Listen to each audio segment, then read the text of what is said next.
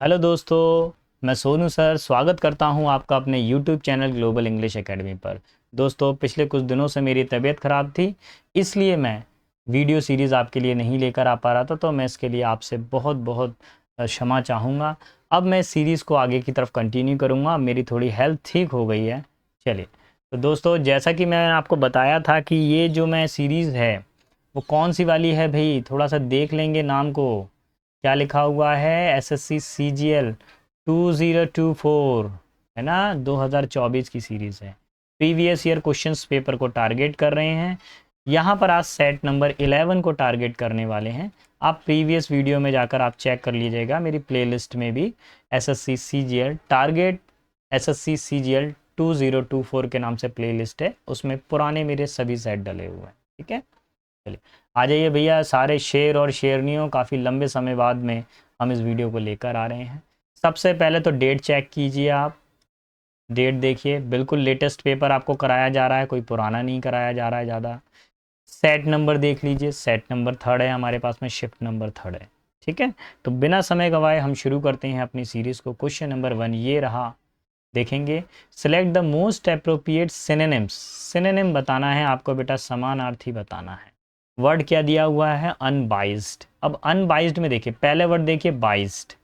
Biased का मतलब क्या होता है? इसमें एक वर्ड आ रहा है ना बाय। बाय का मतलब क्या होगा? दो रास्ते। अब ऐसा व्यक्ति जो क्या करता हो, दूसरे के साथ में पक्षपात करता हो, वो तो कहलाएगा बाइज्ड। लेकिन आगे अनबाइज्ड लगा हुआ है, तो इसका मतलब क्या हो जाएगा? निष्पक्ष, है ना।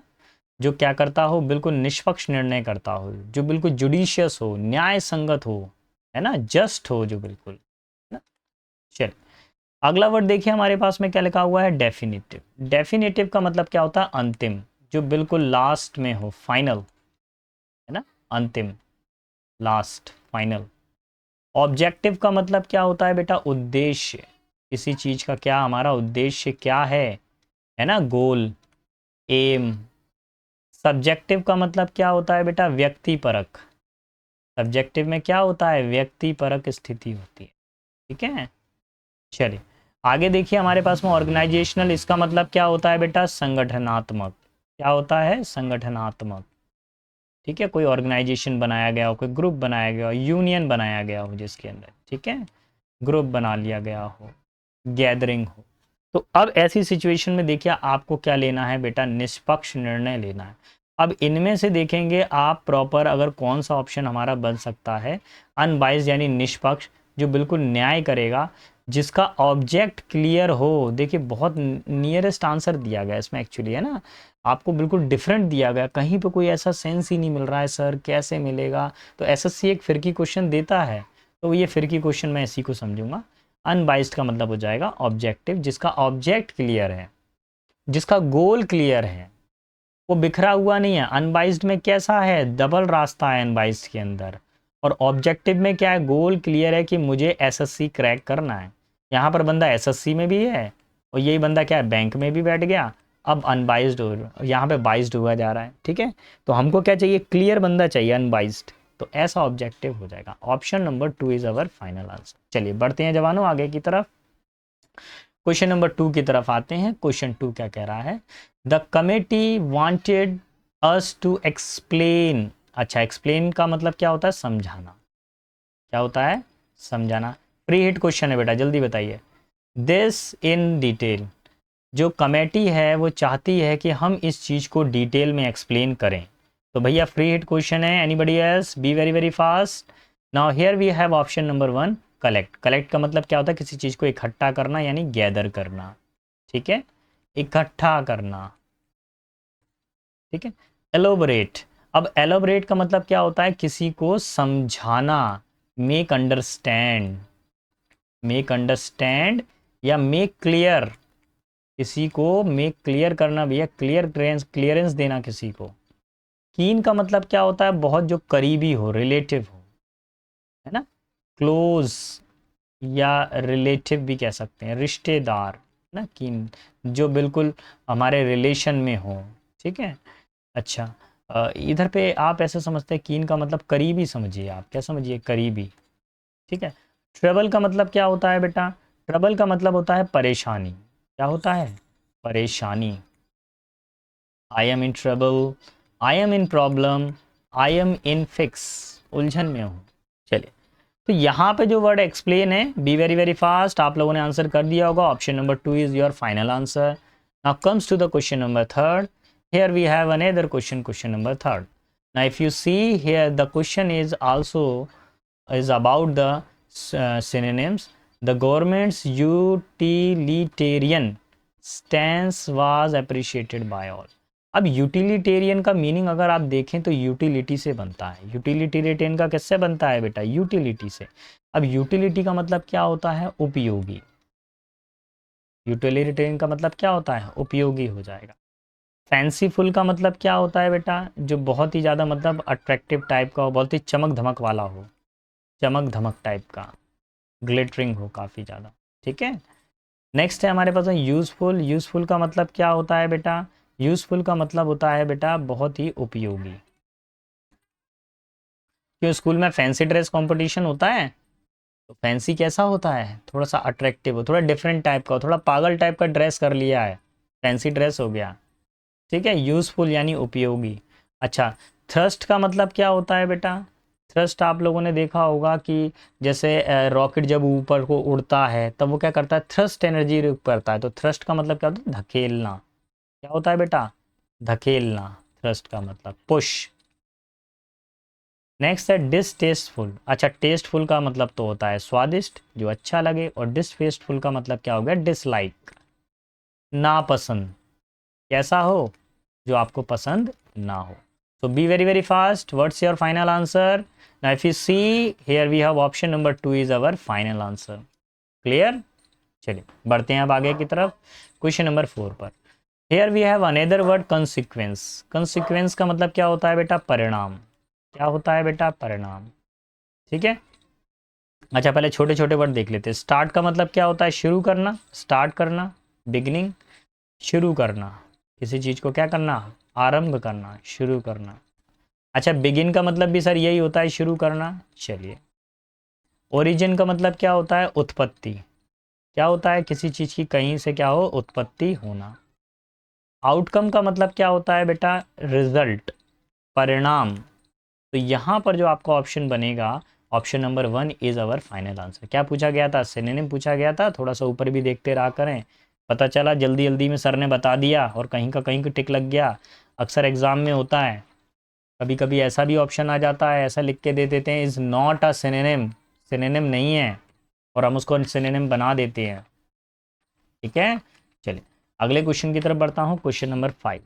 5 क्या कह रहा है मेरे पास में? 5 को देख लेता हूँ मैं थोड़ा सा। OMG, इतना बड़ा क्वेश्चन आ गया सर, कैसे करूँगा मैं? सिनोनिम पूछना है। अब एक बच्चा तो पूरा इसको पढ़ेगा तब इसका आंसर निकालेगा, एक बच्चा सिर्फ इस अंडरलाइन वाले वर्ड को देखेगा, और वो बच्चे कौन होंगे? जो इस वीडियो को देख रहे हैं। ठीक है, इनएविटेबल का मतलब होता है अटल, नॉट अटल बिहारी वाजपेयी। अटल का मतलब होता है जिसको टालना मुश्किल हो, अपरिहार्य मतलब होगा ही, अवश्य संभी, है ना, जो जिसके टलने की कोई एग्ज़ाम आएगा, एग्ज़ाम को टाला थोड़ी ना जा सकता है। कब तक टालोगे? एक टाइम पे तो एग्ज़ाम होगा ही होगा, तैयारी अगर डाउन रहेगी तो नहीं कर पाओगे। स्कैपेबल का मतलब क्या होता है? बच निकलना, परिहार्य, यानी यहाँ से आप बच के निकल सकते हो। ठीक है, अनडिनाइबल का मतलब क्या होता है? बताइए बेटा। अनडिनाइबल का मतलब होता है अखंडनीय, जिसका खंडन नहीं किया जा सकता हो। ठीक है सर, समझ नहीं पा रहे। जैसे इनडिस्प्यूटेबल, मतलब उसमें कोई झगड़ा नहीं कर सकते हैं आप। इन एक मिनट, थोड़ा सा स्पेलिंग मेरे से गलत हो गई है, मैं क्लियर करके लिखूंगा, थोड़ा सा ओवर राइटिंग हो रही है तो मैं क्लियर कर देता हूँ। अखंडनीय का मतलब क्या होता है बेटा? जिसके अंदर हम लोग क्या करेंगे? किसी का खंडन नहीं कर सकते हैं, ठीक है, किसी की बात का। तो वर्ड आएगा यहाँ पर, आएगा इनडिस्प्यूटेबल। ठीक है, जिसमें कोई डिस्प्यूट ना हो, कोई झगड़ा ना हो। एक मिनट, एक कॉल आ रहा है, मैं थोड़ा सा उसमें देख लूँ मैं, है ना, थोड़ा सा एक मिनट दीजिए बस मेरे को। ना, इट्स ओके। चलिए, अब अगला जो वर्ड है हमारे पास में, इमेमोरेबल। इमेमोरेबल का मतलब क्या होता है? पहली बात तो मेमोरेबल मतलब यादगार, इमेमोरेबल मतलब मतलब इतना पुराना हो गया है, पुरातन हो गया है बहुत ज़्यादा, मतलब ऐसा हो गया कि मतलब दिमाग से भी हट सकता है, इतना पुराना कोई है वो, पुरातन। और एडवेंचरस का मतलब क्या होता है बेटा? साहसी होता है, डियरिंग। कैसा होता है? डियरिंग बंदा, DA RING, डेयरिंग। ठीक है, साउथ की मूवी आती रहती हैं तो उसमें वर्ड आता है हीरो कितना डेयरिंग होता है, तो वो डेयरिंग वर्ड यही है। चलिए, तो हम कौन सा ऑप्शन टिक करेंगे, थोड़ा सा बताइए बेटा, जल्दी जल्दी क्या करने वाले हो आप लोग, कौन सा आंसर लगाओगे, बी वेरी वेरी फास्ट। मेरे ख्याल से सारे बच्चों को समझ में आ गया होगा, इनएविटेबल मतलब अटल है, जिसको टाला नहीं जा सकता, जिसका खंडन नहीं किया जा सकता। Option number third is our final answer. चलिए, नेक्स्ट क्वेश्चन पर आते हैं, क्वेश्चन नंबर 6 पर आते हैं। तो क्वेश्चन नंबर 6 को देखेंगे जवानों हम लोग, क्या लिखा हुआ है, being careful that every detail of something is correct. ऐसा व्यक्ति जो ये चाहता हो कि हर चीज़ की जो डिटेल है बिल्कुल क्लियर हो, है ना, हर चीज़ क्लियर होनी चाहिए, परफेक्ट होनी चाहिए। जैसे मिस्टर परफेक्शनलिस्ट, आप लोगों ने नाम सुना है आमिर खान का। आमिर खान कोई भी टेक करते हैं तो न जाने कितनी बार रिव्यू करते हैं, तब जाके एक मास्टरपीस बनाते हैं। तो वो कैसे हैं, हर चीज़ को उनको कैसी चाहिए बेटा, डिटेल चाहिए, बिल्कुल फिक्स्ड होनी चाहिए हर चीज़। चलिए, तो पहला वर्ड है स्क्यूमिश। स्क्यूमिश का मतलब क्या होता है, नकचढ़ा व्यक्ति, जो जरा जरा सी बातों पे क्या है, चिढ़ जाता हो, नकचढ़ा। फास्टिडियस का मतलब होता है तुनक मिजाज। क्या होता है, तुनक मिजाज। नेक्स्ट है हमारे पास में इम्प्रेग्नेबल का मतलब क्या था, अभेद्य, जिसको भेदा नहीं जा सकता हो। ठीक है, स्टबन का मतलब क्या होता है, जिद्दी, कोई कैसा व्यक्ति हो, इनफ्लेक्सिबल हो, है ना, जो जिद्दी हो बहुत ज़्यादा। ठीक है, तो उसको क्या बोलेंगे हम लोग, स्टबन बोलेंगे। अब इनमें से देखिए, being careful that every detail of something is correct. ऐसा व्यक्ति जो चाहता है कि हर चीज़ बहुत परफेक्ट हो, मतलब वो इतना सा है कि अगर जरा सी भी गलती हो जाएगी तो वो पिनक जाएगा, है ना। Option number 2 is our final answer. तो ये तुनक मिजाज में ही आएगा फास्टिडियस, लेकिन ये कैसा तुनक मिजाज होगा, ये हर चीज़ परफेक्ट चाहता है, एवरीथिंग डिटेल चाहता है। स्क्यूमिश में क्या होता है, नकचढ़ा, कुछ भी कर दो बस चिढ़ना है, बस उसका यही काम है। अच्छे से अच्छा खाना बना दो तो चिढ़ना है, बुरा बना दो तो भी चिढ़ना है, कितना ही परफेक्ट कर लाओ तो भी चिढ़ना है, तो वो स्क्यूमिश होता है। चलिए, क्वेश्चन नंबर 7 की तरफ मूव करूंगा बेटा। क्वेश्चन नंबर 7 क्या कह रहा है मेरे पास में, तो आप लोग एक बार देखेंगे थोड़ा सा। आपको बताना है वन वर्ड्स, क्या बताना है, वन वर्ड्स बताना है, one word substitution. A person who draws और प्रोड्यूसेस मैप, ऐसा व्यक्ति जो क्या करता हो, मानचित्र बनाता हो। क्या बनाता हो, मैप्स का मतलब क्या होता है बेटा, मानचित्र। जियोग्राफी में पढ़ते हैं हम लोग मानचित्र, ये वही वाला है। अच्छा, शॉफर का मतलब क्या होता है, शॉफर का मतलब होता है बेटा वाहन चालक, वाहन चालक। इसको ड्राइवर बोल सकते हैं, जी हाँ बिल्कुल बोल सकते हैं। कभी कभार हेलीकॉप्टर को भी हम लोग शॉपर बोल देते हैं, कुछ जगहों पे हम लोगों ने देखा होगा, लेकिन जो हमारे जो एग्ज़ाम है उसमें शॉपर का मतलब ड्राइवर से है। अच्छा, कोरियोग्राफर का मतलब क्या होता है, जो डांस को डिज़ाइन करता है, जो डांस को बनाता है ना। हम ऐसे कह सकते हैं नृत्य संरचना करने वाला, कुछ ऐसा कर सकते हैं ना हम लोग कि नहीं कर सकते, नृत्य संरचना करने वाला। ठीक है, कोरियोग्राफर हो गया। एटलीस्ट ये आप समझ गए होंगे, हिंदी में भी समझ में आता है, इंग्लिश में भी। कोरियोग्राफर वर्ड दोनों लैंग्वेज में यूज़ किया जा सकता है। अच्छा, कैलीग्राफर का मतलब क्या होता है, कैलीग्राफर का मतलब होता है जिसकी कैसी हैंड राइटिंग हो, गुड हैंड राइटिंग हो, गुड हैंड राइटिंग। ठीक है, अब जब मैं इससे लिखता हूँ तो थोड़ी मेरी हैंड राइटिंग गड़बड़ हो जाती है, लेकिन कॉपी में मेरी हैंड राइटिंग अच्छी आती है। स्कूल में मेरी हैंड राइटिंग बहुत अच्छी थी, नंबर मिलते थे मेरे को। तो गुड हैंड राइटिंग मतलब सुलेख, क्या कह सकते हैं, सुलेख। अच्छा, इसका कभी कभी अपोजिट पूछ लेते हैं बेटा, कैलीग्राफर का अपोजिट कोई बताएगा, एनीबडी एल्स। इसको मैं लास्ट में बताता हूँ, जब तक आप लोग बताइए, कमेंट में कोई बच्चा बता सकता हो। अच्छा, कार्टोग्राफर का मतलब क्या होता है, मानचित्रकार, जो नक्शा बनाता हो, है ना। आप बोल सकते हैं मानचित्रकार। ठीक है, मानचित्रकार। कार्टोग्राफर की वैकेंसीज भी तो निकलती हैं गवर्नमेंट के अंदर, मानचित्र बनाने के लिए। जो लोग सिविल इंजीनियरिंग करते हैं वो कार्टोग्राफर, मानचित्र तो बनाते हैं वो लोग भी, है ना, लेकिन वो कुछ घर के बनाते हैं। हो सकता है उनका क्राइटेरिया अलग अलग हो, मेरे को ज़्यादा जानकारी नहीं है, लेकिन हाँ इतना मालूम है कि वो मानचित्र बना रहे हैं, तो वो कहीं हो सकता है वो घर का बना रहे हों, और मानचित्र में क्या है, जियोग्राफी वाले बना रहे हों। तो चलिए, यहाँ पर मैंने एक क्वेश्चन आपके लिए छोड़ा था, ऐसा व्यक्ति जो मानचित्र बनाता है उसको क्या बोलते हैं, cartographer. Option number 4 is our final answer. हाँ, मैंने बोला था गुड हैंड राइटिंग के लिए कैलीग्राफर, बैड हैंड राइटिंग के लिए क्या बोलेंगे, कैकोग्राफर। क्या बोलेंगे, कैकोग्राफर। कैली वर्ड आ जाए यानी कि प्लस, और कैको वर्ड आ जाए यानी कि माइनस। ठीक है, This is our final answer. Now comes to the another question, question number 8. Here we have a question related to the items. अब आपको बेटा मुहावरे बताने हैं, ठीक है। तो मुहावरे को देख लेते हैं कैसे कैसे काम करना है। Through thick and thin. अब थ्रू थिक एंड थिन का मतलब क्या हो गया, कोई चीज़ मोटी है, थिक, और थिन पतली है। यानी कि जीवन में अगर कैसा भी समय आ जाए, संघर्ष का समय आ जाए और चाहे जीवन में अच्छा समय आ जाए, तो ऐसी स्थिति दी गई है ना। तो थ्रू थिक एंड थिन का मतलब क्या निकाल सकते हैं हम लोग, निकाल सकते हैं इससे मीनिंग अच्छे और बुरे समय में, अच्छे और बुरे वक्त में, है ना। दोनों तरह के समय में, अच्छा भी समय आ जाए, बुरा भी समय आ जाए, तो दोनों समय को क्या बोलेंगे। होप ड्यूरिंग ट्राइंग टाइम, आशा करना जिस समय हम लोग प्रयास कर रहे हों, मेहनत के समय। Only assist during good time, केवल अच्छे समय में ही कोई किसी की मदद करना। चलिए इसको थोड़ा सा होल्ड करते हैं हम लोग। वीक एंड लोनली, कमज़ोर और अकेलापन रहना, ये तो कहीं से भी नहीं लग रहा। ये देखिए यहाँ पर एक वर्ड आ गया, अच्छे समय में और बुरे समय में। So this is our final answer. चलिए बेटा, तो बेटा मैं यहाँ पर मध्य प्रदेश ग्वालियर के अंदर हूँ। मैं कहाँ पर हूँ, मध्य प्रदेश ग्वालियर में हूँ, ठीक है। और यहाँ पे बारिश हो रही है, और बारिश मेरा सबसे फेवरेट सीज़न है। बारिश होती है तो मेरे को बहुत खुशी होती है, ऑटोमेटिक मेरे को अच्छा फील होता है। आप लोगों को भी अच्छा ही फील होता होगा बारिश होती है तो? नहीं सर, बुरा फील होता है, हम नहाए नहीं हैं कई समय से, अब बारिश होती है तो हमको नहाना पड़ता है। ऐसा कुछ है क्या? नहीं, नहाना रोज़ चाहिए, ठीक है। पानी आए ना आए, नहाओ रोज़। क्या दिया हुआ है, it turns out to be blessing in disguise. अब ब्लेसिंग इन डिस्गाइज का मतलब क्या होता है, पहले उसका मीनिंग समझ लीजिए। ब्लेसिंग इन डिस्गाइज का मतलब होता है छिपा हुआ वरदान।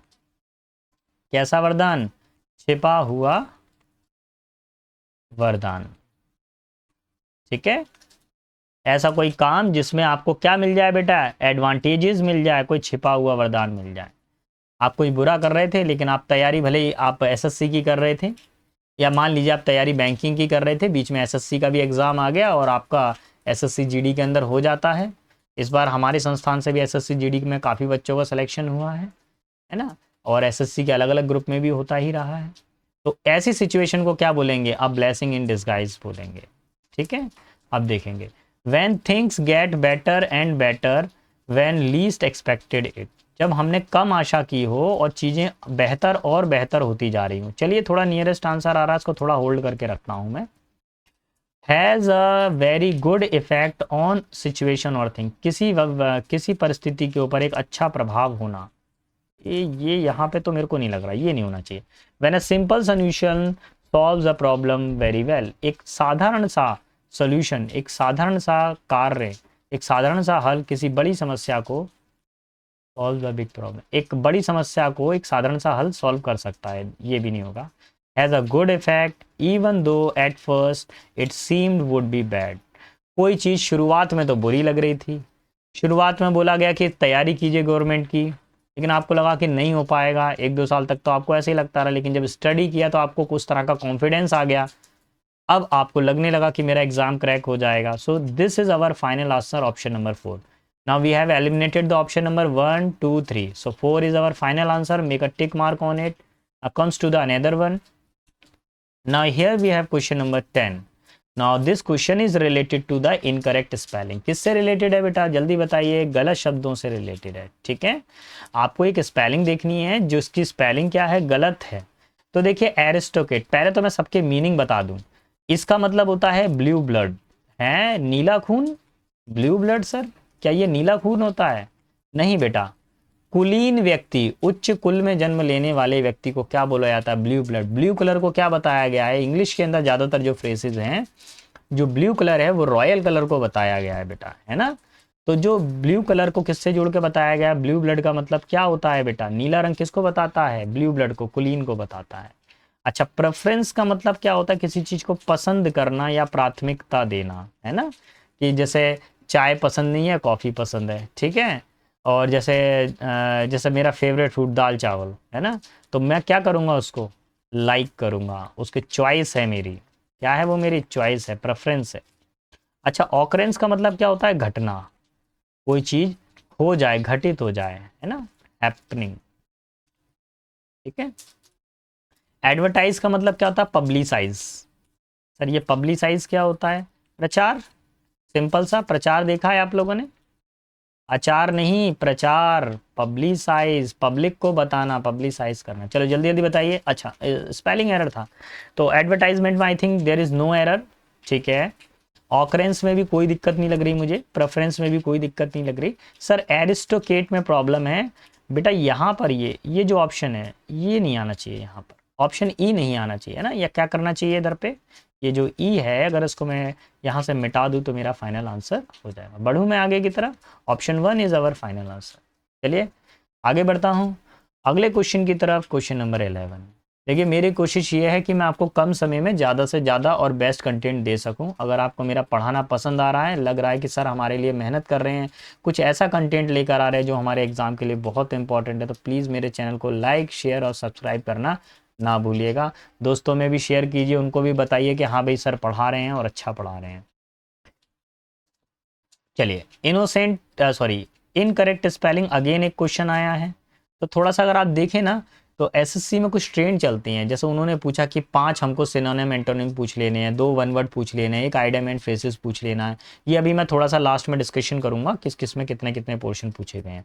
तो अगर अभी थोड़ा सा अगर हल्का सा रिव्यू भी मैं करूँ तो मुझे एक चीज़ समझ में आ रही है कि इनकरेक्ट स्पेलिंग का ये एक क्वेश्चन हो गया और ये दूसरा क्वेश्चन उन्होंने पूछा है यहाँ पर। इट इज़ वियर्ड क्या दिया गया है? Question number 11। It is weird. Weird ये लिखा हुआ है, वियर्ड यहाँ पे भी लिखा हुआ है। टू ओवर रिएक्ट है ना, ओवर रिएक्ट यहाँ पे भी लिखा हुआ है। अच्छा वियर्ड का मतलब क्या होता है? पहले तो मीनिंग बता दीजिए इसका, साथ साथ में मीनिंग भी बताते जाएंगे। अजीब। वियर्ड का मतलब क्या होता है? अजीब। ठीक है, मैं इसको यहाँ पर भी लिख देता हूँ। कोई चीज़ बहुत ज़्यादा अजीब हो, स्ट्रेंज हो, एंटिक हो। ठीक है। ओवर रिएक्ट का मतलब क्या होता है? अरे घर में नहीं देखा कोई कोई किसी बात को लेकर बहुत ज़्यादा ओवर रिएक्ट कर देते हैं, है ना। मतलब उतना उसका रिएक्शन नहीं होना चाहिए जितना रिएक्ट कर दिया। अति प्रक्रिया अति क्या कह सकते हैं इसको? अति प्रक्रिया कर देना, प्रतिक्रिया कर देना। मेरे हिसाब से तो यही होना चाहिए, अति प्रतिक्रिया ना, कुछ ज़्यादा ही शो ऑफ कर देना, अरे है ना। तो ये situation. On the consequences. Consequences का मतलब क्या होता है बेटा? परिणाम होता है। ठीक है, आउटकम्स अभी पढ़ा था मैंने। Like this it did not even matter. Matter का मतलब क्या होता है? मामला। क्या होता है बेटा? कोई वाक्य हो, कोई मामला हो। ठीक है, मामला at the end of the day. ठीक है। तो अब यहाँ पे देखेंगे कॉन्सिक्वेंसेस में हमको तो क्या देखना है कि स्पेलिंग देखनी है। ओवर रिएक्ट की स्पेलिंग में कोई दिक्कत नहीं है, it is good. Over sorry I think consequences में भी कोई एरर नहीं है। ठीक है ठीक है। हाँ, और क्वेश्चन 1 में मैटर, मैटर में भी कोई स्पेलिंग में एरर नहीं है। तो देखिए बेटा आपको यहाँ पे ध्यान रखना, ये जो वियर्ड है इसकी स्पेलिंग में थोड़ा सा एरर है। क्या होना चाहिए? जो आई ई है, सॉरी जो ई आई है उसको क्या होना चाहिए? आई ई होना चाहिए, वियर्ड। ठीक है। कभी भी ध्यान रखना इंग्लिश में अगर आपको स्पेलिंग एरर में कहीं पे ई आई मिल जाए और आई ई मिल जाए तो बस वहीं पर ही आप अपना पूरा फोकस कर देना। ज़्यादातर अगर मैं थोड़ा बहुत भी एसएससी के बारे में जानता हूँ, खैर इंग्लिश के बारे में तो कोई जानता भी नहीं, अगर मैं थोड़ा बहुत भी इंग्लिश को जानता हूँ और पॉइंट 1 भी इंग्लिश का जानता हूँ, तो ध्यान रखें 99% एरर वहीं पर ही है, 1% मिस हो जाएगा। ये एसएससी का प्लस पॉइंट है, इस ट्रिक को याद रखें। अगर आपसे कुछ नहीं हो पा रहा तो जहाँ पर देखें ई आई और आई ई वाला मैटर है उसी को थोड़ा सा देख लिया करें आप। ठीक है। बाकी जब मैं चैप्टर्स पढ़ाऊंगा तो इतनी शानदार ट्रिक्स आपको मिलेंगी कि आपके सेकंड्स में आंसर आने लगेंगे, मिनट नहीं, मिनट तो बहुत बड़ा हो गया, सेकंड्स में आंसर आने लगेंगे। चलिए, so option number 2 is my final answer. अब आगे बढ़ते हैं दोस्तों, आगे की तरफ और देखेंगे अगला क्वेश्चन क्या कह रहा है। ये जो क्वेश्चन है ग्रामर से रिलेट कर रहा है। अगर आप देख पा रहे हैं, आई डोंट वियर। ठीक है, I don't wear the sunglasses. Sunglasses जानते हैं क्या होता है? सन ग्लासेस सभी बच्चे जानते हैं, धूप के चश्मे होते हैं। At the moment, at the moment यानी इस समय। देखिए जब भी कभी पेपर के अंदर कुछ ऐसे खास वर्ड आ जाएं, क्या आ जाएं? जैसे एट द मोमेंट आ जाए, एट दिस मोमेंट आ जाए। ठीक है, एट दिस टाइम आ जाए। ठीक है, एट दिस टाइम आ जाए। नाउ अ डेज आ जाए। these days आ जाए, ठीक है। अगर ऐसे वर्ड्स हमको देखने को मिलते हैं तो ये सेंटेंस के अंदर कंटिन्यूटी बताते हैं। क्या बताते हैं बेटा? कंटिन्यूटी। और कैसी कंटिन्यूटी बताते हैं? Present continuous tense. ध्यान रखेंगे, एग्जाम में मोस्ट रिपीटेड वर्ड्स हैं, अच्छे से नोट कर लीजिएगा। प्लीज़ आप एक कॉपी रख के ज़रूर बैठा करिएगा। अगर आप कॉपी रख के बैठेंगे तो कुछ ऐसे इंपॉर्टेंट पॉइंट्स होते हैं जो मैं आपको बताता हूँ, उनको वहीं का वहीं आप मार्क कर लीजिए करें, है ना। अगर आप वीडियो भी देख रहे हैं तो प्लीज़ आप उसको स्क्रीनशॉट कर लिया करें। आपका सिलेक्शन होगा, ऑटोमेटिकली हमारा नाम बढ़ेगा। तो ये सब किसके लिए है? आपके और हमारे लिए ही है। Option number 4 is our final answer, ठीक है। ऑप्शन नंबर, चलिए क्वेश्चन नंबर 13 की तरफ मूव करते हैं। 13 किससे रिलेट करता है? 13 वाले में भी एरर को ही बताया गया है, और एरर में क्या है उसको समझेंगे। Her hopes for building her own, hopes का मतलब क्या था? आशाएं।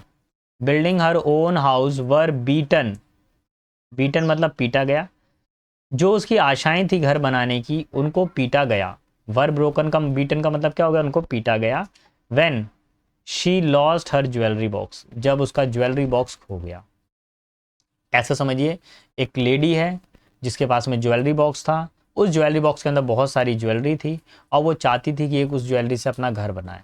लेकिन क्या हुआ? वो ज्वेलरी कहीं खो गई, चोरी हो गई, या गिर गई उससे। तो ऐसी सिचुएशन के अंदर उसका जो सपना था घर बनाने का, वो भी टूट गया। तो जो घर बनाने का जो सपना था, घर बनाने की जो आशाएं थी, वो टूट गई थी। तो अब ऐसा वर्ड देखना है जो प्रॉपर होना चाहिए। क्या घर बनाने की आशाएं फ्रस्ट्रेटेड हो गई थी? मतलब ऐसा हो गया था। फ्रस्ट्रेशन का मतलब क्या हो जाता है? निराश हो जाना। क्या निराश हो गई थी? चलिए, मैं तो नहीं मानता ये आंसर हो सकता है। क्या उन्होंने हार गई थी? वो कोई सपना टूटता है तो हम हार गए? नहीं बेटा। रिलीव्ड, किसी प्रकार का उनको कोई रिलीफ मिल गया? नहीं बेटा। उनका क्या हो गया? डैश्ड, डैश्ड का मतलब क्या हो गया? बिखर जाना, हाथ से खो जाना, एकदम से सरासर हाथ से बिखर जाना चीज़ों का। Option number 1 is our perfect answer. Okay, now comes to question number 13। 13 हो गया भैया, 14 की तरफ आ गए। अब 14 क्वेश्चन देखिए। ये जो क्वेश्चन अब आ रहे हैं एसएससी के अंदर, सीजीएल के अंदर, आप देखेंगे कि ये कुछ सेम साउंड वाले वर्ड आ रहे हैं। कौन से आ रहे हैं? होमोनियम्स आ रहे हैं, है ना। जब आप उनको प्रोनाउंस करेंगे तो उनका जो प्रोनाउंसिएशन है वो लगभग एक ही जैसा होगा। चलिए, एल्स का मतलब क्या होता है? क्या होता है बेटा एल्स का मतलब? गलियारा। क्या होता है? गलियारा, ठीक है। आगे दिया हुआ है आइल्स, इसका मतलब क्या होता है? टापू। टापू समझते हैं, है ना। एक छोटा सा एक टापू बना हुआ है, जैसे अंडमान निकोबार एक टापू में आ रहा है, ठीक है। फिर दिया हुआ है द्वीप समूह, मतलब कि आई इल। ये क्या है? आई विल का शॉर्ट फॉर्म है। आई विल क्या है? किसका शॉर्ट फॉर्म है? आई विल का शॉर्ट फॉर्म है। या आप इसको आई शैल का शॉर्ट फॉर्म भी मान सकते हैं, depending on the situation.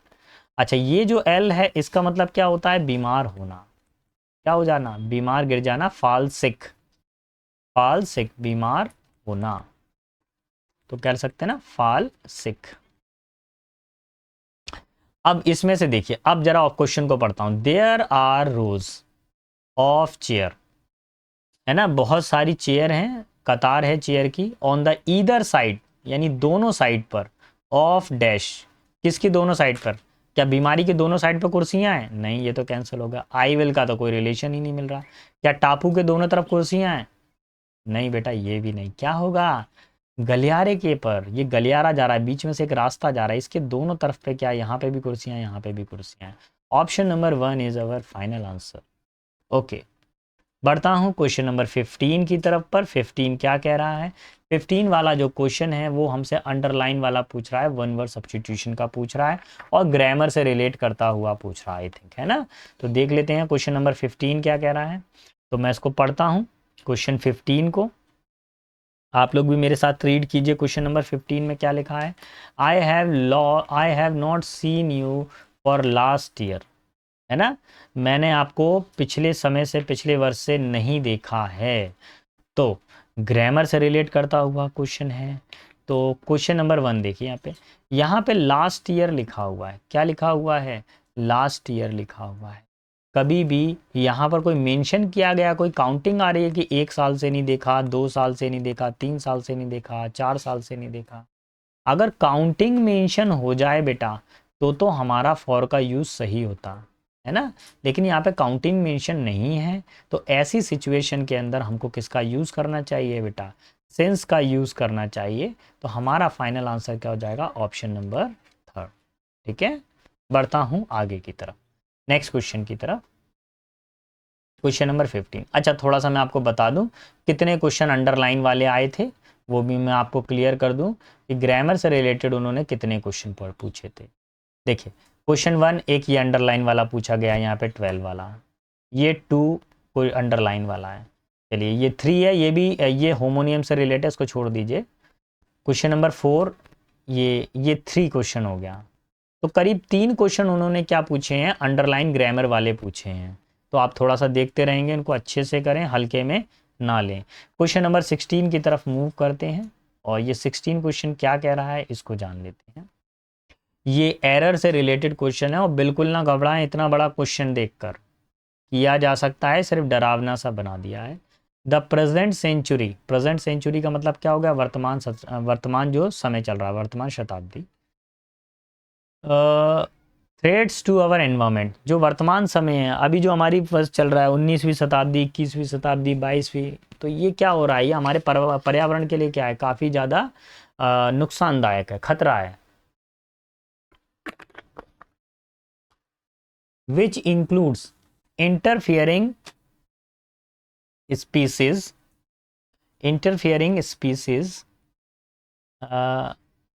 ailments, pollutions, and a boiling temperature were putting wildlife population at the peril. peril का मतलब क्या होता है, डेंजर, यानी किसी चीज को खतरे में डाल देना, एंडेंजर कर देना, ठीक है, खतरे में आना। तो देखिए, अब जैसे हम लोग पॉल्यूशन बढ़ रही है, पॉल्यूशन बढ़ने या पॉपुलेशन बढ़ रही है, पॉपुलेशन बढ़ने और पॉल्यूशन बढ़ने के कारण, या हम लोगों के कारण, हम लोग क्या करते हैं, प्रकृति के ऊपर बहुत ज़्यादा दोहन कर रहे हैं, जिसके कारण क्या हो रहा है, बहुत सारी बीमारियां बढ़ रही हैं, एलिमेंट्स यहाँ पे बीमारियां हैं, पॉल्यूशन भी बढ़ रहा है मशीनीकरण के कारण, एंड अ बॉइलिंग टेम्परेचर, सभी को मालूम है ग्लोबल वार्मिंग हो रहा है ना, और मानव जाति अपने नाश की तरफ को बढ़ रहा है एक तरफ से।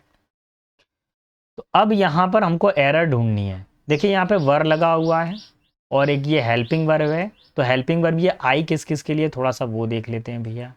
तो ये जो वर तो ठीक है, क्योंकि यहाँ पे ऑलरेडी यहाँ पे काफ़ी सारी प्लूरल वैल्यूज़ दी हुई हैं, एंड भी लगा हुआ है, तो आई थिंक यहाँ पे ये वर तो ठीक है। यहाँ पर वर्ब वाली रिलेटेड एरर तो मेरे को कोई दिख नहीं रही है। थोड़ा सा और देखता हूँ मैं क्वेश्चन को, आप में से कोई anybody else who wants to answer, be very very fast. तो अगर आप देखें, यहां पर एक वर्ड आ रहा है, अ बॉइलिंग टेम्परेचर। क्या वर्ड आ रहा है बेटा यहां पर हमारे पास में, अ बॉइलिंग टेम्परेचर। आपको दोबारा से ये बॉइलिंग टेम्परेचर जो होता है, टेम्परेचर जो है एक मात्रा के रूप में यूज किया जाता है, तापमान, हालांकि तापमान को गिना जा सकता है, काउंटेबल है, लेकिन यहाँ पर ये जो ए यूज किया गया है ये अननेसेसरी है, इसकी रिक्वायरमेंट है ही नहीं है। And boiling temperature it is good, आप यही कह देते हैं तो दैट इज ओके। तो यहाँ पे जो ए आर्टिकल का यूज हुआ है ये मिसलीडिंग किया गया है आपको। Option number 4 is our final answer, ठीक है। और यही एसएससी ने भी बताया है, इसके अंदर अलग अलग जगहों पे अलग अलग मत हैं, कुछ लोगों ने इसको नो एरर भी बताया है, लेकिन मैं एसएससी के हिसाब से जाऊंगा, और मैंने कुछ बुक्सों में भी चेक किया था, वहाँ ये मेरा आंसर करेक्ट है। अगर एनीबडी एल्स किसी का कुछ और आंसर हो तो प्लीज़ मुझे एक्सप्लेन करें, कमेंट के अंदर बताएं आपने कहाँ से क्या डेटा कलेक्ट करके किया। अच्छा, एक चीज़ ध्यान रखें, do not avoid article chapter. Article chapter पढ़ना बहुत ज़रूरी है सर। अब हम वो छोटा वाला सिंपल वाला आर्टिकल पढ़ेंगे, हाँ बेटा पढ़ना पड़ेगा। क्यों? क्योंकि अभी तक मैंने जितने सेट कराए हैं उसमें एसएससी ने आर्टिकल चैप्टर को पूछा है।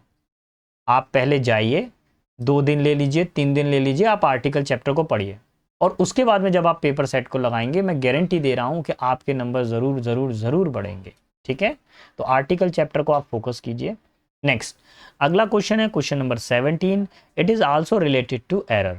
यहाँ देखेंगे, अनिकेत लिव्स, अनिकेत रहता है in dash apartment in the small apartment in the suburbs. तो बेटा यहाँ पे ध्यान देखेंगे, ध्यान से देखेंगे, यहाँ जो द आर्टिकल है इसकी जगह पे ए आना चाहिए, है ना। उन्होंने कुछ ऐसा नहीं बताया कि उस अपार्टमेंट की चर्चा 2 बार की गई है क्या।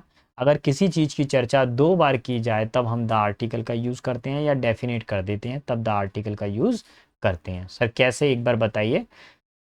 जैसे मैंने एक किताब खरीदी, आई बॉट ए बुक, मैंने क्या बोला पहले, ए बुक बोला, और फिर मैंने बोला कि बुक बहुत अच्छी थी।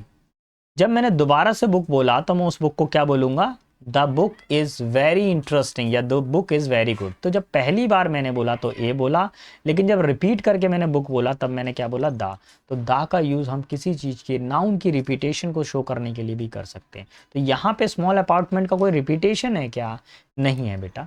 तो यहाँ पर मैं किसका यूज करूंगा, option B is my final answer. तो देख लेते हैं किसमें लगा हुआ है, ऑप्शन बी। सोल्यूशन मैंने आपको बता दिया है। मैंने बोला ना आर्टिकल चैप्टर को पढ़िए, बहुत इंपॉर्टेंट है आपके लिए। क्वेश्चन नंबर 18 की तरफ बढ़ते हैं। एक फ्री हिट क्वेश्चन आता हुआ आपके सामने, एक्टिव पैसिव वॉइस का, थोड़ा सा कंफ्यूजिंग होता है। आपको ये लगता कैसा है कि सर समझ में नहीं आया क्या दिया हुआ है। Describe how will you tell your friend that, इतने को तो भूल जाइए, ये तो सिर्फ डराने के लिए आपको दिया हुआ, इतने को भूल जाइए, यहाँ पे जरूरत ही नहीं है। कहाँ से पढ़ना है हमको, क्वेश्चन पढ़ना है, mister Ram uses multimedia for teaching children. फिर ये इन पैसिव वॉइस को भूल जाइए, इसमें से एक वर्ब पिकअप कर लीजिए, यूजेस। मिस्टर राम क्या करते हैं, मल्टीमीडिया का प्रयोग करते हैं बच्चों को पढ़ाने के लिए। तो मैं यहाँ पर एक इसका ट्रिक बना देता हूँ। ट्रिक ये है कि अगर आपके पास में सब्जेक्ट आ जाए, वर्ब का फर्स्ट फॉर्म आ जाए या वर्ब का फिफ्थ फॉर्म आ जाए और ऑब्जेक्ट आ जाए एक्टिव वॉइस में, तो पैसिव वॉइस बनाते समय इस ऑब्जेक्ट को यहाँ पे रख देंगे, ठीक है। ग्रामर में तो भैया इसको ऑब्जेक्टिव सब्जेक्ट बोला जाता है, लेकिन हमको डॉक्टर नहीं बनना है, हमको तो सिर्फ इतना करना है कि हमारा 25 क्वेश्चन आ रहे हैं सर, 25 में से 18-19 हमारे आ जाए इंग्लिश के अंदर, या ज़्यादा भी आ जाए, 18-19 आ रहे हैं ठीक है, सफिशेंट है ना, एक एवरेज बच्चे के लिए ठीक है अगर आपका 18 और 19 क्वेश्चन करेक्ट हो रहे हैं तो भाई ऐसा पढ़िए कि जिससे बस हमारा काम हो जाए। ओवर पढ़ने की कोई ज़रूरत नहीं है, खासकर मेरे सब्जेक्ट के अंदर मैं सिर्फ आपको उतना ही पढ़ाऊंगा जितना एग्जाम के अंदर आता है, ओवर कराने से कोई मतलब नहीं है फिर मेरा। फिर तो बस जस्ट मैं आपका टाइम वेस्ट कर रहा हूँ, आउट ऑफ द बॉक्स कहीं इधर का उधर पढ़ा रहा हूँ मैं, तो हो गया काम। फिर तो आपने सिलेक्शन ले लिया और हमारा भी नाम खराब होगा कि लो वहाँ पढ़ते थे, हुआ है नहीं कुछ हमारा। चलिए तो क्वेश्चन नंबर 18 की तरफ बढ़ते हैं। तो बच्चे जल्दी जल्दी आंसर कीजिए, कौन कर सकता है answer, anybody else who can answer it very fast. हाँ कौन करेगा आंसर, तो देखिए द मल्टीमीडिया इज, पहले तो यहाँ से यूज लगा हुआ है इसको हटाइए, इज यूजिंग लगा हुआ है इसको हटाइए। आपको पैसिव वॉइस बनाना है ना, इज एम आर के बाद में थर्ड फॉर्म लगानी है, ये रहा इज एम आर, ये रही थर्ड फॉर्म। अच्छा ठीक है, ये बात हम आपकी एक्सेप्ट कर रहे हैं। आगे देखिए फिर क्या दिया हुआ है, बाय सब्जेक्ट भी दिया हुआ है, यहाँ पर भी इज और यूज्ड दिया हुआ है और फिर बाय दिया हुआ है, सब्जेक्ट दिया। चलिए तो मैं शुरू से शुरू करूँगा, यहाँ से मैं सारा मिटा देता हूँ, मैं इसको सारा मिटा देता हूँ, एक बार आपको अच्छे से मैं इसको बताऊँगा, क्योंकि कई बच्चे वीक स्टूडेंट है। देखिए जो स्मार्ट बच्चा है उसको तो आ गया होगा, वो तो मेरे वीडियो को फास्ट देख रहा होगा, लेकिन जो वीक बच्चा है उसको भी तो मेरे को लेके चलना पड़ेगा। उसको कौन पढ़ाएगा फिर, जब स्मार्ट बच्चों को सबको ही पढ़ा देंगे तो वीक स्टूडेंट पे कौन ध्यान देगा। तो देखो ये रहा सब्जेक्ट, ये रहा सब्जेक्ट, ये रही फिफ्थ फॉर्म, ये रही फिफ्थ फॉर्म, ये रहा ऑब्जेक्ट, ये रहा ऑब्जेक्ट, और जो भी कुछ बचेगा वो अदर वर्ड में आ जाता है, जो भी कुछ बचेगा वो अदर वर्ड में आ जाता है। चलिए मल्टीमीडिया ऑब्जेक्ट है, ठीक है, हमारे पास इज आ गया, ठीक है, इज क्यों आया, मल्टीमीडिया सिंगुलर है, यूज्ड वर्ब की थर्ड फॉर्म है, ये भी ठीक है, और फिर वर्ब की थर्ड फॉर्म के बाद में आ रहा है बाय, सर बाय भी आ रहा है, सर सब्जेक्ट आ रहा है, सर यहाँ पे सब्जेक्ट आ रहा है, और रिमेनिंग अदर वर्ड आ रहा है, तो रिमेनिंग अदर वर्ड आ रहा है सर। तो मेरे ख्याल से ऑप्शन नंबर 1 मेरा अप्रोप्रिएट आंसर होगा, ऑप्शन नंबर 2 नहीं होगा। ठीक है, ऑप्शन नंबर 2 में क्या कर दिया है, अदर वर्ड को पहले रख दिया है, सब्जेक्ट को बाद में रख दिया, तो ये एक मिस्टेक है, एक गलती है। ठीक, नेक्स्ट क्वेश्चन की तरफ मूव करते हैं, क्वेश्चन नंबर 19। ठीक है, 19 के लिए मैं दोबारा से आपके लिए एक फॉर्मूला बनाऊंगा, मैं फॉर्मूले को आप बहुत ध्यान से देखेंगे, प्लीज़ पेन एंड कॉपी लेकर बैठा करें आप। तो ये जो फॉर्मूले आ रहे हैं आप कुछ भी अगर नहीं कर पा रहे हैं पेपर में, तो एटलीस्ट ये जो फॉर्मूले मैं आपको बता रहा हूँ, इन्हीं फॉर्मूलों को आप नोट करते जाइए, ईजिली आपका एग्ज़ाम हो जाएगा। और सिलेक्शन हुए हैं, होता है सिलेक्शन, थोड़ा सा एक्टिव बनना पड़ता है। अखिल हो गया सब्जेक्ट, ओपन हो गई सेकंड फॉर्म, द गेट हो गया हमारे पास में ऑब्जेक्ट। अब अरेंज कर दो भाई, सबसे पहले ऑब्जेक्ट चाहिए, ऑब्जेक्ट ढूंढो कहाँ पर है, यहाँ पे तो ऑब्जेक्ट दिए ही नहीं है। अखिल, द गेट है ऑब्जेक्ट, ऑब्जेक्ट ऑब्जेक्ट, ठीक है। अब मुझे क्या चाहिए, वाज चाहिए, वाज कहाँ पर है, ये रहा वाज। तो सर एक ही में वाज है, इसमें तो है ही नहीं है, इसमें तो है ही नहीं है, ये दोनों का कैंसिल होते हैं। पूरे फॉर्मूले को जब आप मैच करोगे तो आपका आंसर आ जाएगा option number 2। Option 2 is our final answer. Let's go to the question number 20, sorry. तो भैया 20 क्वेश्चन पर आ जाते हैं। अब आ गया है इंग्लिश का, इसको कहते हैं लेवल। अभी जो था वो तो था, ठीक है। अच्छा, मैं थोड़ा सा बैक में जाकर आपको क्लियर कर दूं कि कितने क्वेश्चन एक्टिव पैसिव वॉइस के पूछे गए हैं। Now if you see here we have only 2 question that has been asked by SSC 18 and question number 19। केवल 2 ही क्वेश्चन पूछे गए हैं SSC के द्वारा। अब क्वेश्चन नंबर 20 क्या कह रहा है, आपको एक स्टोरी अरेंजमेंट करनी है ना। टूटा फूटा सेंटेंस दिया हुआ है बेटा, अब उसको अरेंज करना है। अब आप देखिए, सीधा इनके ऑप्शन देखा करो पहले। यहाँ बी दिया हुआ है, यहाँ पर भी बी दिया हुआ है, यहाँ सी दिया हुआ है, यहाँ पर भी सी दिया हुआ है। इसका मतलब मुझे ए से कोई लेन देन नहीं है, डी से कोई लेन देन नहीं है, बी और सी में से मेरे को करना है, ठीक है। अब मैं इसका आपको एक ट्रिक बता देता हूं। आपको सबसे पहले टाइमिंग क्लॉज ढूंढना चाहिए। सर टाइमिंग, टाइमिंग क्या होता है, समय को देखना चाहिए। अगर किसी डेट, किसी सेंटेंस के अंदर डेट मेंशन है, 1947 मेंशन है, तो पहले वहां चले जाइए। 2011 मेंशन है, पहले वहां चले जाइए। अब डेट मेंशन ना हो तो उसके एवज में हमको कुछ ना कुछ दिया होता है, उसके सब्स्टिट्यूट में कुछ ना कुछ होता है। देखिए, इन रिसेंट ईयर्स, ये लिखा हुआ ना इन रिसेंट ईयर्स, मतलब वर्तमान समय में। अब कोई भी अगर घटनाक्रम में आपको बताऊं, मैं जैसा अब आपको पढ़ाना शुरू करता हूं तो मैं आपको क्या बोलता हूं कि बेटा अभी जो एसएससी आने वाला है, रिसेंट एसएससी के जो पेपर हुए हैं, लेटेस्ट पेपर हुए हैं, या लेटेस्ट पेपर को देखते हुए, हम लास्ट ईयर के पेपर को देखते हुए हम आपको नया सिलेबस प्रोवाइड करेंगे। तो ये रिसेंट ईयर यहाँ पे एक स्टार्टिंग ऑफ द सेंटेंस मैं मान लेता हूँ, और यही मेरा यहाँ से सेंटेंस शुरू होगा। अगर इसके बाद में सी से अगर सेंटेंस शुरू हो रहा है, तो बस अब मेरे को बाद में ये देखना है कि सी के बाद में बी आएगा कि डी आएगा। इतना सा फैसला कर लिया तो मेरा आंसर आ जाएगा। In recent year while the court have come out with strong orders on environment issue। आजकल के जो समय में, वर्तमान समय में कोर्ट क्या कर रही है, एक कम आउट आई है, किसके साथ आई है, एक स्ट्रॉन्ग ऑर्डर के साथ। किसके ऊपर, एनवायरमेंट इशू के ऊपर। जैसे प्रकृति में बहुत ज़्यादा नुकसान किया जा रहा है लोगों ने क्या कर लिया, नदियों के पास में भी घर मकान बना लिए हैं, और नदी तो अब रही नहीं है, अब तो नाला बन गई है ना।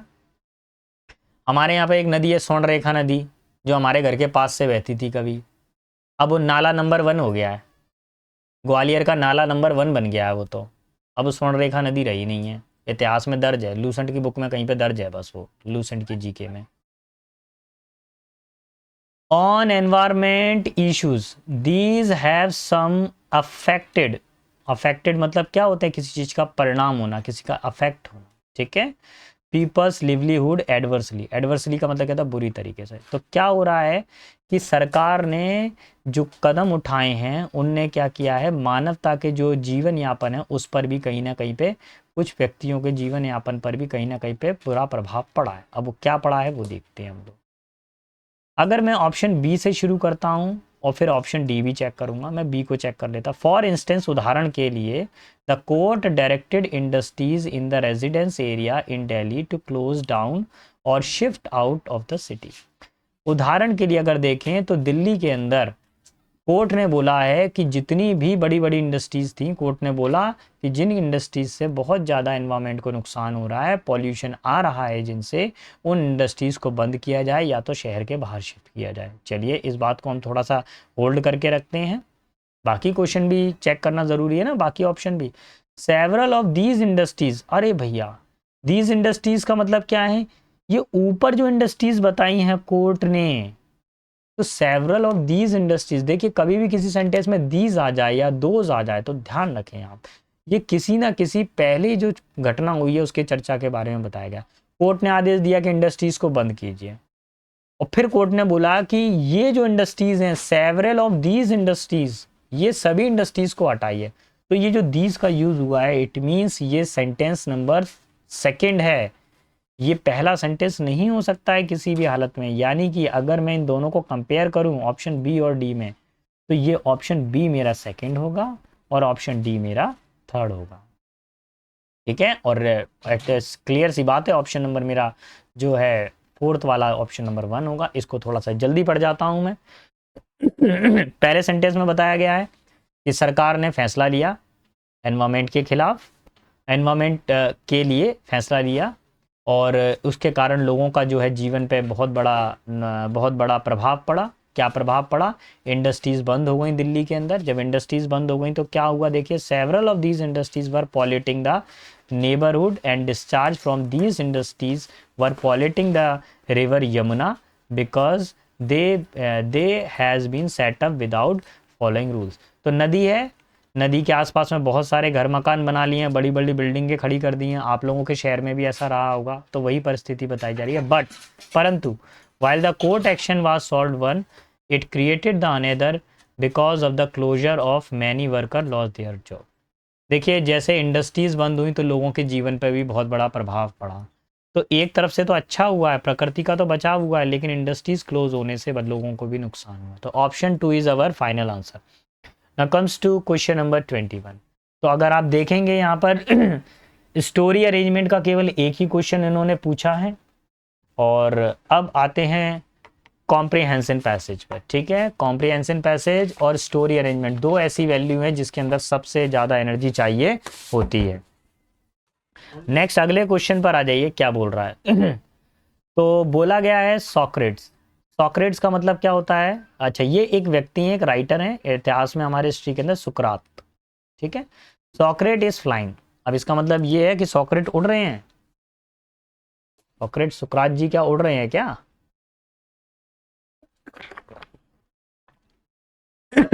उड़ने से ये मतलब होगा कि वो अपने विचारों में उड़ रहे हैं, अपनी लेखन जो उनके विचार हैं उसमें वो अपना कुछ हुनर दिखा रहे हैं, उसमें उड़ रहे हैं। No, he is dash, full stop. अब फुल स्टॉप लगा के पूरी बात को छोड़ दिया। The wings behind him beat in a calming rhythms dash the air cool air rushes past. अब आपको कुछ ये समझ में आ रहा हो कि ये जो बंदा, ये जो सुकरात जी हैं, सॉक्रेट जी की स्टोरी चल रही है, तो वो उड़ रहे हैं, अपने विचारों में उड़ रहे हैं। और ये क्या कर रहे हैं? एक ठंडी हवा बह रही है, यानी अपने विचारों में रिदम में उड़ रहे हैं। तो देखिए, यहाँ पर जो वर्ड आया है रिडेंडेंट, पहले इन सबके मीनिंग पता होने चाहिए, तब आप कर पाओगे। रिडेंडेंट का मतलब क्या होता है? कोई चीज़ फालतू हो, अननेसेसरी हो, सुपरफ्लुअस फ्लश हो। स्लगिश का मतलब क्या होता है बेटा? कोई व्यक्ति क्या बहुत ज़्यादा लेजी हो, इंडोलेंट हो। पर्टिनेंट, पर्टिनेंट का मतलब क्या होता है? उचित, कोई चीज़ क्या हो, बिल्कुल उचित हो, है ना। अच्छा, शोरिंग का मतलब क्या होता है? उड़ने वाला। तो अगर आप देखें यहाँ पर, तो मेरे को तो जो सही वर्ड मिल रहा है वो यही मिल रहा है, शोरिंग। शोरिंग का मतलब क्या होता है? उड़ने वाला। So option number 4 is my final answer. ठीक है, आगे बढ़ता हूँ मैं। अब वो किस तरह की चीज़ों में उड़ रहे हैं? तो अपने विचारों में उड़ रहे होंगे। Behind him the wings behind him beat in the coming rhythm dash. अब पहले मीनिंग देखिए। अनलेस का मतलब क्या होता है? जब तक कि नहीं। अनलेस का मतलब क्या होता है? जब तक कि नहीं। ठीक है, वाइल का मतलब क्या होता है? जबकि। मच का मतलब क्या होता है? ज्यादा। और सिंस के कई सारे मीनिंग निकलते हैं, जिनमें से एक मीनिंग हो सकता है चूंकि, या कभी कभार सिंस का मीनिंग निकलता है सुबह से, शाम से, दोपहर से, सिंस मॉर्निंग, सिंस इवनिंग, है ना। ये सिचुएशन होती है। अगर सिचुएशन को आप देखें तो क्या बोला गया है यहाँ पर कि वो हवा में उड़ रहे हैं, वाइल, जबकि क्या आएगा यहाँ पर? While the cool air rushes the past. Cool air क्या है? उनके पास से पुरानी यादों को लेकर जा रही है। ठीक है, पुरानी चीज़ों को पास में से होते हुए गुजार रही है। His wings are all the matter. उनके जो भी पंख हैं वही सारी चीज़ें हैं। पंख से मतलब उनके विचार। ठीक है, अब dash at the rushing wind like the snails of some great sea vessels. अब देखिए, उनके जो पंख हैं वो यहाँ पे दिया बताया गया है। यहाँ पे वर्ड देखिए, स्नैप का मतलब क्या होता है, तड़क, है ना। स्नैपचैट सुना है, तुरंत ही फोटो खींच लेते हैं, तड़क एक तरह से। लॉसिंग का मतलब क्या होता है, किसी चीज को हार जाना। क्या होता है लॉसिंग का मतलब, क्या हो जाएगा बेटा, किसी चीज को क्या करते हैं, हारना, लॉस हो जाना, नुकसान हो जाना, हारना। क्लीनिंग का मतलब क्या होता है, साफ करना। और लिमिटिंग का मतलब क्या था, किसी के लिए हद तय कर देना।